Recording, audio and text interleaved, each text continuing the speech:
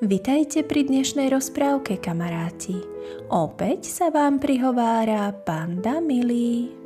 Dnes sa spolu vyberieme na slnečnú lúku, kde sa odohral príbeh o malom mravčekovi a o jednej veľkej výzve, o ktorej si mravček myslel, že ju nezvládne. Aj vám sa niekedy niečo zdalo príliš ťažké? Čo myslíte? Stačí jeden malý krok, aby sme zistili, aký sme silní?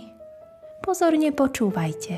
V rozprávke sa dozviete odpoveď. Po slnečnej lúke kráčal malý mravček.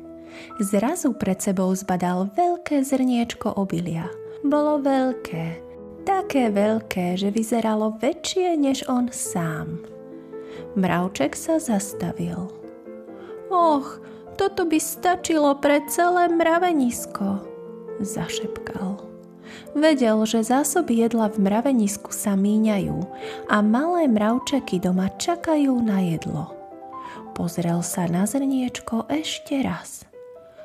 Ak ho donesiem, všetci budú mať čo jesť, ale zrniečko je príliš veľké. Čo ak to nezvládnem? Mravček sa postavil k zrniečku. Zhlboka sa nadýchol. Skúsim to, povedal si potichu. Oprel sa o zrniečko. Tlačil a tlačil. A ešte trochu viac tlačil. Zrniečko sa ani nepohlo. Ešte raz sa zaprel. Nič. Mravček si sadol do trávy. Vedel som to, zamrmlal si. Je to príliš veľké. Ostatní by to zvládli. Ja nie. Chvíľu tam len ticho sedel. Odrazu sa za ním ozval tichý hlások. Prečo si tak smutný, mravček? Na steble trávy pristála červená lienka s čiernymi bodkami. Mravček si vzdychol.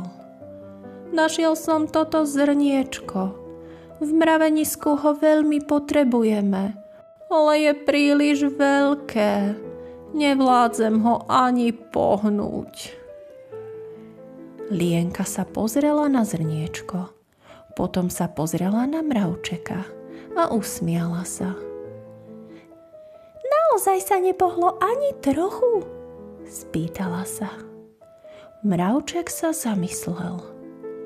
Možno sa pohlo celkom máličko, ale to sa nepočíta. Lienka sa naklonila bližšie k mravčekovi a povedala. Vieš, každý veľký úspech začína prvým krokom a ty si ho už urobil.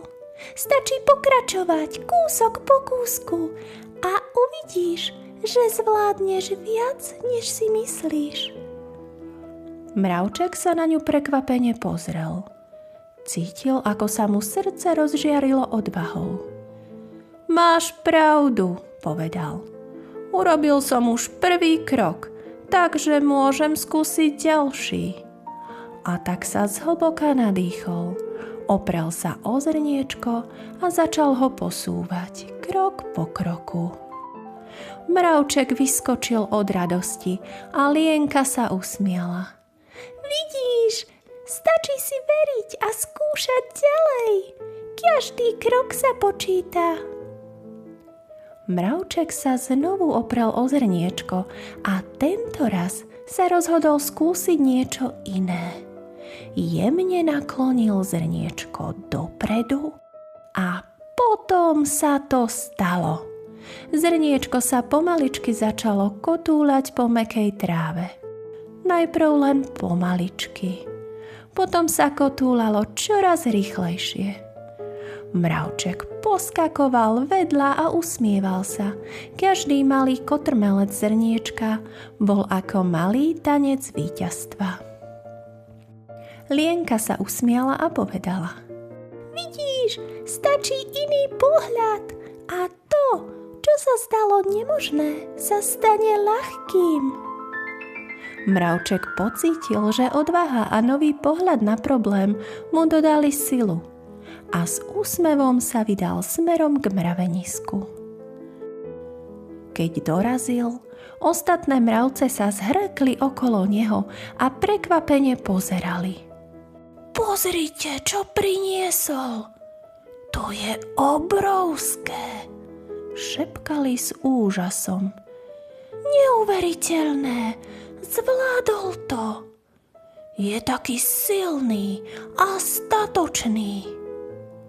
Mravček cítil, ako sa jeho srdce rozžiarilo radosťou, že dokázal niečo, čo sa spočiatku zdalo nemožné. Vďaka zrniečku, ktoré priniesol, mali teraz všetky mravce v mravenisku čo jesť. Tak, kamaráti, v dnešnom príbehu nám malý mravček ukázal, že niekedy stačí malý krok a iný pohľad na vec, aby sme zvládli veľké výzvy. Pamätajte, aj vy môžete skúsiť niečo, čo sa vám spočiatku zdá nemožné. A možno objavíte, že ste oveľa silnejší, než si myslíte. Lúči sa s vami vaša Panda Milí.